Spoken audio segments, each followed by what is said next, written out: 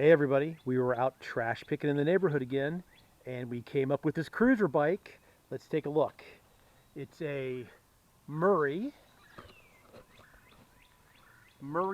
Westport, but it has giant hand grips and a Schwinn seat on it. So I do believe we are going to call this bike Mutt, because it's put together with all sorts of different parts. And then the front fenders are held on by black wire ties.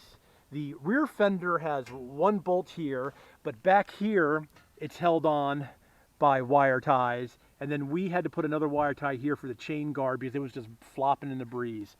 The tires were flat, so we pumped up the tires. We already took and gave it a little cruise around the block, and it seems fine. So out trash picking, found another bike. So anyway, if you like my videos, please give them a thumbs up. If you'd like to subscribe, you can subscribe right there in that corner. And thanks for watching.